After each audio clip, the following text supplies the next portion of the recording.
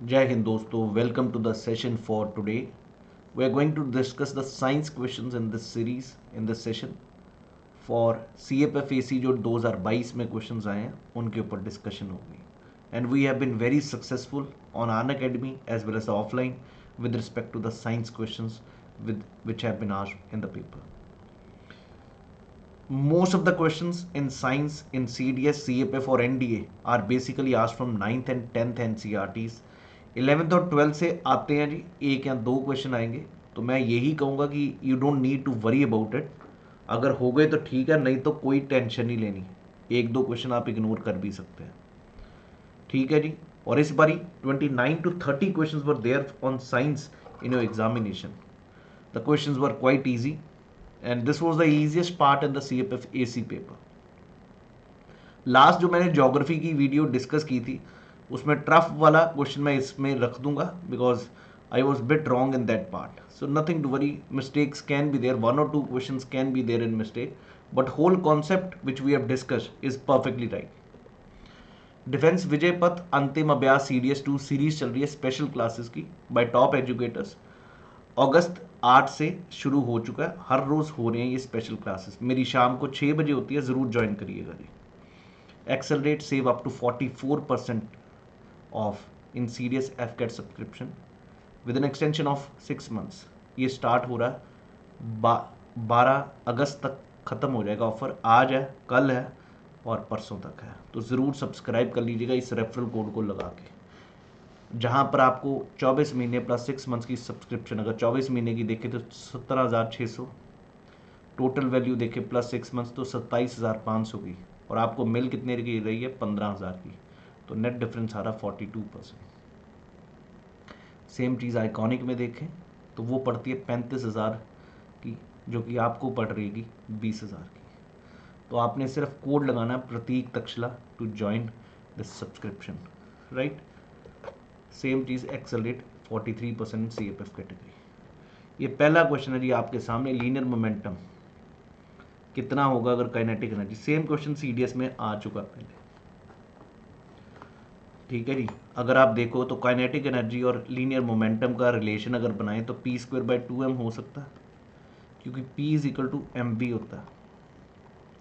तो half mv² kinetic energy होता है. तो इधर हाफ mv² और इधर m²v²/2m है. तो m कट गया और ये हाफ रहेगा तो हाफ mv² बन गया ना. तो ये फॉर्मूला तो बिल्कुल ठीक बनाया. अगर काइनेटिक एनर्जी, अगर मोमेंटम को डबल कर दिया तो काइनेटिक एनर्जी 4 टाइम्स हो जाएगी. क्लियर है जी. क्वेश्चन सिंपल था. Let's move on to the next question. कौन से ऑक्साइड्स हैं जो एसिड और बेस के साथ, दोनों के साथ रिएक्ट कर सकते हैं. आप सभी को पता ही है, ये मैंने प्रॉपर NCERT में दिया भी हुआ. एम्फोटेरिक ऑक्साइड्स, इनको कहा गया जाता है एम्फोटेरिक. इसके दो एग्जाम्पल बुक में ही लिखे हुए थे, 9वीं 10वीं क्लास की कक्षा की बुक में. Al2O3 और एक ZnO2, जिंक ऑक्साइड और Al2O3. इस बार इन्होंने एल्यूमिनियम ऑक्साइड ऑप्शन दिया. एम्फोटेरिक मेरे शॉर्ट्स में भी चेक करिए, मैंने एम्फोटेरिक ऑक्साइड समझाया. और ये दो एग्जाम्पल आपकी 9वीं 10वीं कक्षा की NCERT में लिखा, वहीं से क्वेश्चन है मेटल नॉन मेटल के चैप्टर में. अगला बेकिंग सोडा, ये एसिड बेस के चैप्टर में हमेशा आया क्वेश्चन. समझ रहे, एसिड बेस का टॉपिक हो और उसमें ये सॉल्ट्स हैं. बेकिंग सोडा होता क्या, सोडियम बाइकार्बोनेट. काम क्या है इसका जी, ब्रेड को फ्लफी बनाना, भटूरे बनाना. क्यों, क्योंकि ये रिलीज़ क्या करेगा, CO2 गैस. और फायर एक्सटिंग्विशर में भी ये बेकिंग सोडा यूज़ होता. तो भाई CO2 गैस रिलीज़ करेगा तो फ्लफी बनाएगा ब्रेड को. तो आंसर क्या था, सी. बहुत सिंपल क्वेश्चंस पूछे गए हैं जी. PYQs मेरे काफ़ी सक्सेसफुल रहे, यही चीज़ मैं कहना चाहूँगा. बोरेक्स, जिसका बनता काफ़ी चीज़ें बोरेक्स का, तो आंसर इसका सोडियम कार्बोनेट है जी. ये भी आपके पेपर में बना हुआ है. अगर आप वॉशिंग सोडा पढ़ेंगे ना उसी सॉल्ट्स में, तो you will come to know borax लिखा हुआ वहाँ पर, is prepared from sodium carbonate Na2CO3. इसको .10H2O डाल दे तो वॉशिंग सोडा बन जाएगा जी. सिनाबार भी वहीं से. Cinnabar is an ore of what, mercury. बहुत ही सिंपल क्वेश्चंस पूछे गए हैं साइंस में, जो कि अगर, क्योंकि स्कोर तो भाई नंबर तो सभी के सेम है, चाहे साइंस पढ़ो चाहे ज्योग्राफी पढ़ो, तो साइंस को तो पहले फोकस देना पड़ेगा हमेशा। White gold is an alloy of gold, निकल एंड पैलेडियम। ये भी बहुत सिंपल क्वेश्चन था। हाइड्रोजनेशन ऑफ एल्कीन्स, अगर आपको याद हो, हाइड्रोजनेशन हमने पढ़ा था ऑर्गेनिक केमिस्ट्री में। एल्कीन्स में डबल बॉन्ड होते हैं और उनको कहते हैं हम unsaturated.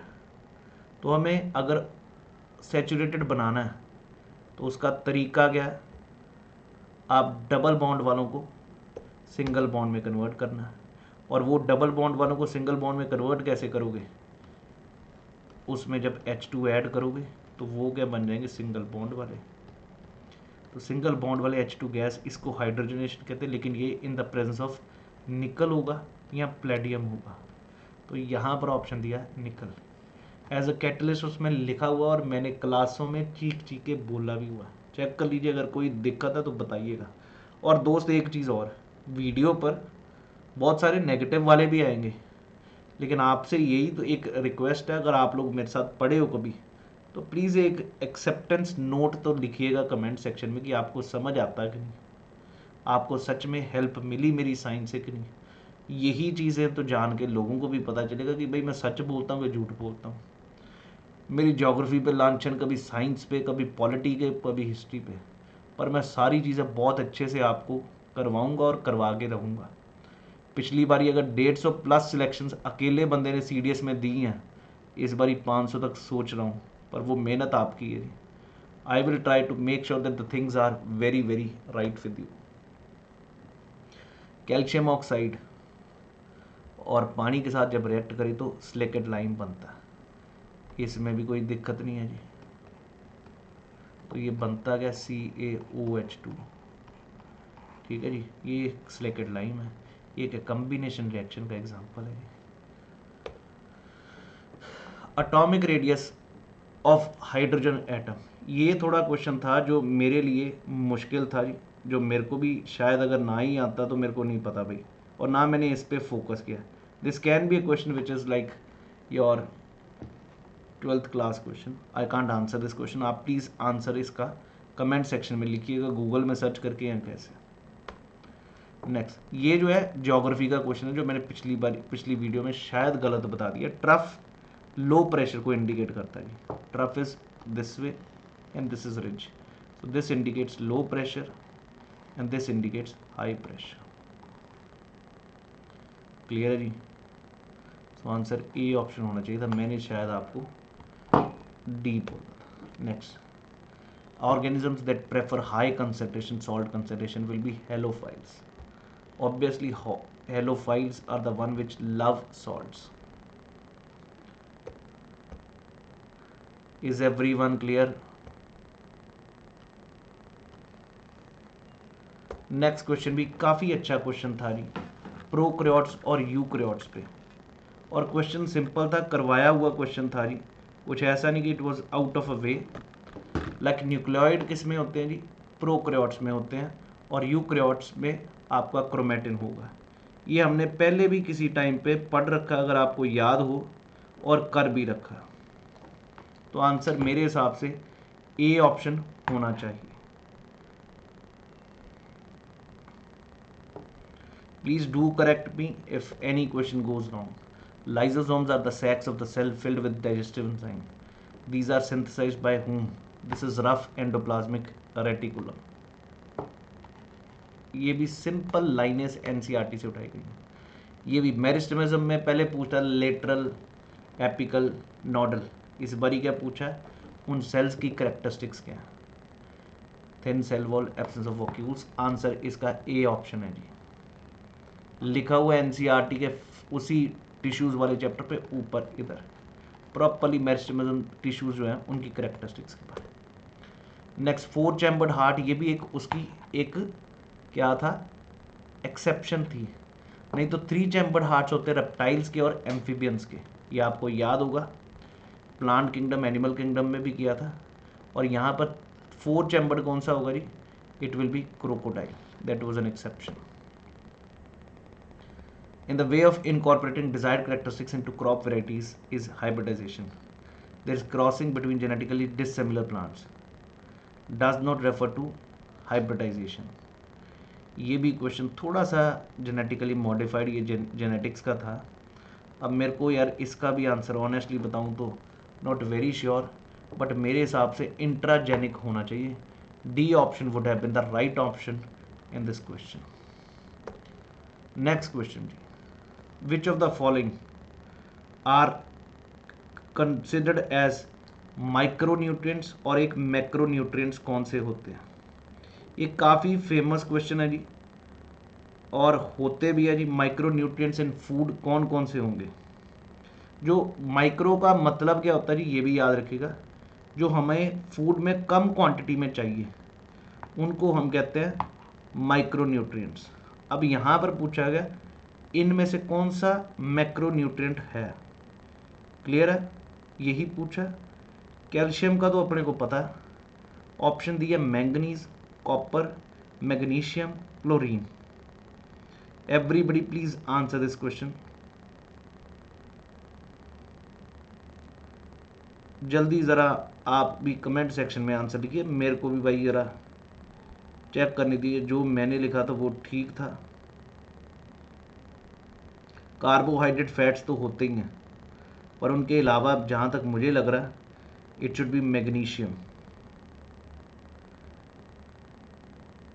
Right everyone,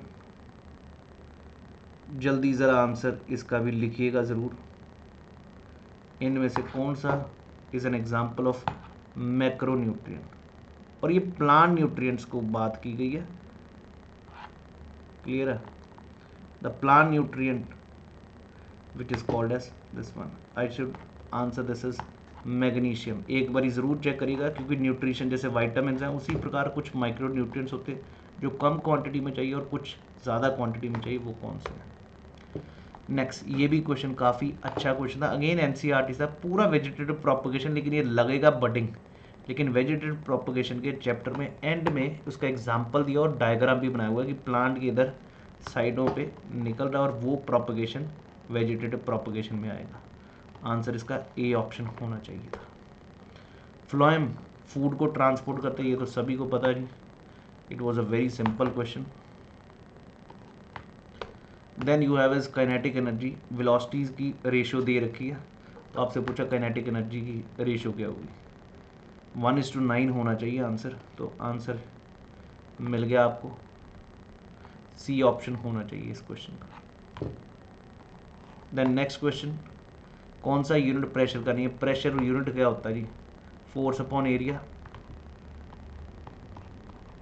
that is pressure. Pascal हो गया, न्यूटन पर मीटर स्क्वायर हो गया, जूल पर मीटर स्क्वायर नहीं हो सकता, बार भी प्रेशर का। आंसर सी ऑप्शन था, बहुत सिंपल क्वेश्चन था जी। Is not use to make convex lens, obviously aluminium का ग्लास नहीं बनता जी, एल्यूमिनियम का कभी कन्वेक्स लेंस नहीं बन सकता जहाँ तक मुझे पता। ये कॉमन सेंस के क्वेश्चन बना रहा हूँ मैं अपनी तरफ से नहीं। Blue colour of sky is due to scattering, scattering के कई, लाल रंग सूरज का रंग लाल क्यों दिखता सन साइड पे? स्कैटरिंग। और हमने क्या पढ़ा था जी? टिंडल इफेक्ट भी स्कैटरिंग के कारण। सारे क्वेश्चन हमने की कराई चीज़ें हैं जी। ये तो कुछ ज़्यादा ही सिंपल चल रहा है, जो मैकेनिकल एनर्जी को इलेक्ट्रिकल एनर्जी को कन्वर्ट करेगा, जनरेटर होगा जी, यही काम करेगा। डी ऑप्शन होना चाहिए था इस क्वेश्चन का answer. Rather I can say science में आप थोड़ा कॉमन सेंस, कुछ क्वेश्चन थे नो डाउट बायो के लाइक जेनेटिक्स में जो मैंने कवर नहीं किया, but it could be done with a common sense. Concave lens में हमेशा नेगेटिव साइन आता है, कन्वेक्स में पॉजिटिव आता है, और पावर हमेशा मीटर में होनी चाहिए। तो मीटर में ये 1/2 0.5 minus 0.5 diopter would have been the best answer. In a short circuit, this is a question which I am still confused why UPSC gives the answer A या C में से होना चाहिए। क्यों? क्योंकि अगर टाइम ऑफ शॉर्ट सर्किट समझ आता है, शॉर्ट सर्किट फ्यूज़ का काम है शॉर्ट सर्किट को बचाना। जब करंट ओवरलोड हो जाए तो शॉर्ट सर्किट हो जाएगा, लेकिन जैसे ही शॉर्ट सर्किट हो जाएगा तो करंट ज़ीरो हो जाएगा, मतलब स्विच ऑफ हो जाएगा। लेकिन यूपीएससी ने कहा कि शॉर्ट सर्किट कब होता है, ये पूछा तो बिल्कुल जब करंट बहुत ज़्यादा बढ़ गया, इंक्रीजेस शार्पली। तो सी ऑप्शन इसका आंसर अब करेंगे। ये थे जी क्वेश्चन जो CFF AC में पूछे गए। बहुत बेसिक्स, फिजिक्स से पूछे, इलेक्ट्रिसिटी से पूछे, केमिस्ट्री से भी कुछ क्वेश्चन पूछे, बिल्कुल एप्लीकेशन बेस्ड, एसिड बेस से, मेटल नॉन मेटल से, logical questions. So it's can be covered. CDS में भी हम बिल्कुल झंडे गाड़ के आएंगे जी। अगर आप में से कोई भी मेरे साथ ज्वाइन करना चाहता है, Rudra CFF 2023, I am going to take up the geography and history both subjects in 18th August onwards. So do subscribe and join Unacademy Plus. Iconic learners के पास अब ऑफर है जी। अब they are going to get the notes which are specially curated by the experts, accessible anywhere, anytime. They will be reviewed by the educators. So that's all for today. Thank you. Jai Hind, everyone.